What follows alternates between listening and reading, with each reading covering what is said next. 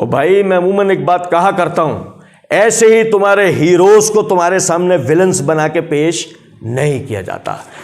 اس لیے کہ جب تمہارے اصل ہیروز تمہاری نظروں میں ولنز بن جائیں گے تو آخر میں تمہارے لیے پیروی کے لیے بچے گا کیا؟ تم چی گویرا کی پیروی کرو گے، تم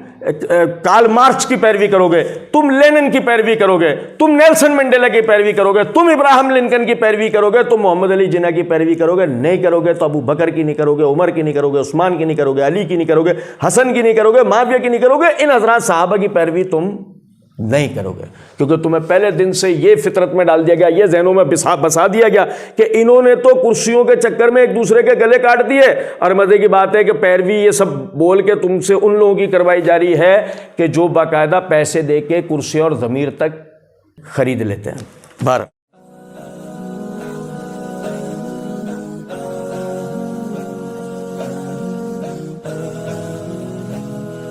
پھر سوال یہ کہ سیدنا معاویہ نے اپنے بعد کبار صحابہ کی موجودگی میں یزید کو خلافت کیوں سونپی؟ دیکھیں میں آپ کو ایک بات بتاؤں، اللہ تعالیٰ نے قرآن پاک کے اندر فرمایا وَأَمْرُهُمْ شُورَىٰ بَيْنَهُمْ، مومنین آپس کے معاملات مشوروں سے طے کرتے ہیں۔ معاویہ رضی اللہ تعالیٰ عنہ نے مغیرہ بن شعبہ رضی اللہ تعالیٰ عنہ اور ان جیسے دیگر جو اصحاب تھے ان کو بلا کر جو نا یزید کی خلافت کے حوالے سے ان سے مشورہ کیا، ولی عہدی کے بارے میں مشورہ کیا۔ اگر مثال کے طور پہ یہ حضرات منع کر دیتے، معاویہ رضی اللہ تعالیٰ عنہ اپنے اس فیصلے کو چھوڑ دیتے، لیکن چونکہ ان تمام حضرات نے اس فیصلے کو تسلیم کیا، انہوں نے کہا اگر آپ اس کو خلیفہ بنانا چاہتے ہیں آپ بالکل بنائیں، کوئی مسئلہ نہیں۔ کیونکہ میں آپ کو اس کی ایک مثال دیتا ہوں، آپ حضرات کی نظر میں ایک مسلمانوں کا حکمران کیسا ہونا چاہیے؟ ہم میں سے کوئی بھی بھائی کہ مسلمانوں کا حکمران کیسا ہونا چاہیے ہاتھ کھڑا کرے اور مجھے جواب دے دیں۔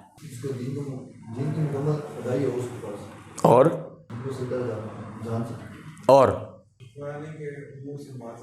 جی حکمرانی کے امور کیا کیا ہیں؟ مطلب اس کی فیصلے اچھے کر سکے اور کسی کنٹرول کر سکے۔ ٹھیک ہے چلیں بھائی جان، عادل ہونا چاہیے۔ اچھا اگر میں یہ کہوں کہ یہ تو وہ ہیں چیزیں جن سے ہم گزر رہے ہیں تو اس لیے ان کا نام لے رہے ہیں، اور اگر یہ نہ ہو کچھ اور، جیسے کہ سب سے پہلے وہ فوجی ہونا چاہیے، کیونکہ اگر وہ فوجی نہیں ہوا تو ایبسولوٹلی ناٹ کہنے کا کوئی مطلب نہیں بچے گا۔ میں کسی شخص واحد پہ نکیر نہیں کر رہا، قوم کے مزاج پہ انگلی اٹھا رہا ہوں۔ آپ ایبسولوٹلی ناٹ کار کے پیچھے تو لکھوا سکتے ہیں، لیکن اپنے اوپر آنے والی فوج کو یہ ایبسولوٹلی ناٹ بول سکتے ہیں۔ یہ آپ جب بول سکتے ہیں جب آپ خود فوجی ہوں، لڑ کے مقابلہ کر کے آپ انہیں ایبسولوٹلی ناٹ ثابت کر سکتے ہیں، بولنے کی ضرورت پیش آئے گی، ثابت کر سکتے ہیں۔ لیکن ویسے آپ چاہے اپنی کار کے پیچھے لکھوا لو، یا اپنے گھر پہ لکھوا لو، یا اپنے پیشانی پہ لکھوا لو، اس سے انہیں کوئی فرق پڑے گا؟ وہ آپ کو فلسطین میں بھی ماریں گے، وہ آپ کو افغانستان میں بھی ماریں گے، وہ آپ کو عراق میں بھی ماریں گے، وہ برما میں بھی ماریں گے، وہ دنیا میں جہاں دل کرے گا آپ کو ماریں گے۔ لکھواتے رہو جتنے تمہیں تقریریں دنیا میں، اقوام متحدہ میں، فلانے میں، اس میں جس میں تمہیں تقریریں کرنی ہے کرتے رہو، اس سے انہیں کوئی فرق نہیں پڑتا کہ تم نے کتنی جو ہے زبردست تقریریں کی ہیں۔ میدانوں میں بات کرو، میدانوں میں تم کیا ہو، میدانوں میں تمہاری حیثیت کیا ہے، اس سے بات کرو۔ اب آپ کو بتائیے حکمران کون سا چاہیے؟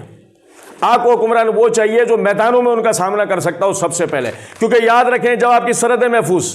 جب دشمن کا خطرہ ختم ہوا، تبھی تو بحث ہوگی کہ ایک عادل حاکم ہے، تبھی تو بحث ہوگی کہ اچھی طریقے سے دنیا حکومتی امور سنبھالنے والا ہے، تبھی تو بحث ہوگی کہ صحیح طریقے سے وہ علم کو سکھا پاتا ہو۔ لیکن سمجھو ذرا اس بات کو، ذرا دیکھو 2 منٹ کے لیے فلسطین کو لا کے دکھاؤ تم اس کو پر اپنے کسی حکمران کو، کیا وہ وہاں پہ کسی کو علم سکھا پائے گا؟ کیا وہ وہاں پہ امور گورنمنٹ نبھا پائے گا؟ کیا وہ عادلانہ فیصلے کر پائے گا؟ کیونکہ ابھی تو وہ دفاع ہی نہیں کر پا رہے ہیں، ابھی تو وہ اپنے آپ کو زندہ ہی نہیں رکھ پا رہے، تو دیگر تو سب چیزیں چھوڑ دو۔ تو اصل میں سب سے پہلے تمہیں حکمران کون سا چاہیے؟ اب ذرا دیکھو، اب دیکھیں ذرا اس بات کو انتہائی معذرت کے ساتھ، قسطنطنیہ کی لڑائی آسان تھی؟ روم کی جو لڑائی تھی وہ آسان لڑائی تھی؟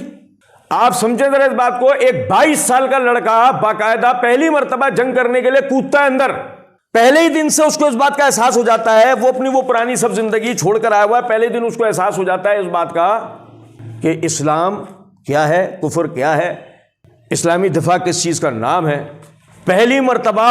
بحری فوج بنی ہے، پہلی مرتبہ بحری فوج لڑنے جا رہی ہے، اس فوج میں وہ ساتھ جا رہا ہے انہیں کیا۔ اور سنیں غور طلب نکتہ ہے، ابو ایوب انصاری رضی اللہ تعالیٰ عنہ ان کو موشن ہوئے، موشن اتنے زیادہ ہو گئے ان کو، وہی امیر تھے فوج کے، موشن اتنے زیادہ ہو گئے ان کو کہ ان کو لگا کہ میں اب نہیں بچ پاؤں گا۔ انہوں نے نام لے کر کہا یزید کو بلاؤ، پڑھو آپ البدایہ والنہایہ، تو یزید کو بلاؤ۔ بلوایا گیا، وصیت کی ابو ایوب انصاری رضی اللہ تعالیٰ عنہ نے کہ اگر میرا انتقال ہو جائے تو دشمن کی سرحد کے جتنا اندر جا کے مجھے دفن کر سکتے ہو کرنا۔ بھائی میرے سمجھے ہیں کچھ بات کو یا نہیں؟ یعنی آپ کو اگر اس وصیت پہ عمل کرنا ہے نا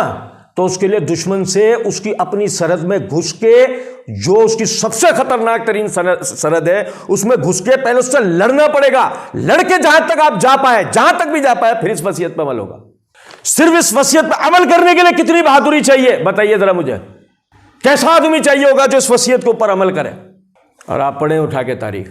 یہی نہیں کہ اس وصیت پہ عمل ہوا، بلکہ جب یزید بالکل آخر کے اندر پہنچ گیا جہاں قلعے کی فصیل آ گئی اور وہ رات کا وقت تھا، کھود کے زمین دفنانے کا معاملہ ہوا، اوپر فصیل سے جو نا وہ فوجی ان کا چلایا، اس کو ہو گیا اندازہ کہ یہ کون لوگ ہیں، اس نے چلا کے کہا تم ان کو دفنا کے جاؤ گے، ہم اس کو صبح نکال کے باہر پھینک دیں گے،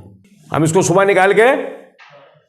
اللہ کی قسم یار، میں نے کہا تھا نا تھوڑی دیر پہلے، قومی تشخص، قومی غیرت۔ یزید نے للکار کے کہا یاد رکھنا اس قبر کی مٹی کو بھی اگر حرکت دے دی نا تو جزیرہ عرب پہ تمہارے جتنے سلیبی رہتے ہیں سب کو زمین میں زندہ گاڑ دیں گے۔ او بھائی میرے بتاؤ تمہارا کون سا ایسا حکمران ہے جو دنیا میں کھڑے ہو کر اپنے مرتے ہوئے مسلمانوں کے دفاع میں یہ بات کہے کہ اگر آج ہمارے کسی مسلمان کی قبر کو بھی ہلایا گیا تو کل کسی ایک بھی اہل کتاب کو زندہ چھوڑیں گے؟ یہ غیرت کس کے اندر ہے؟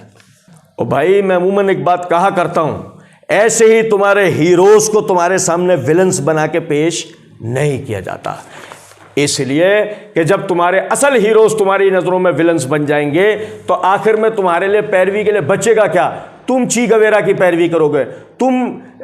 کارل مارکس کی پیروی کرو گے، تم لینن کی پیروی کرو گے، تم نیلسن منڈیلا کی پیروی کرو گے، تم ابراہیم لنکن کی پیروی کرو گے، تم محمد علی جناح کی پیروی کرو گے، نہیں کرو گے تو ابو بکر کی نہیں کرو گے، عمر کی نہیں کرو گے، عثمان کی نہیں کرو گے، علی کی نہیں کرو گے، حسن کی نہیں کرو گے، معاویہ کی نہیں کرو گے، ان حضرات صحابہ کی پیروی تم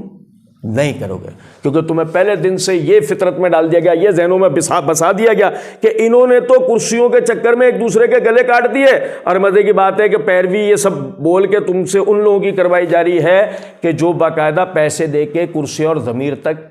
خرید لیتے ہیں۔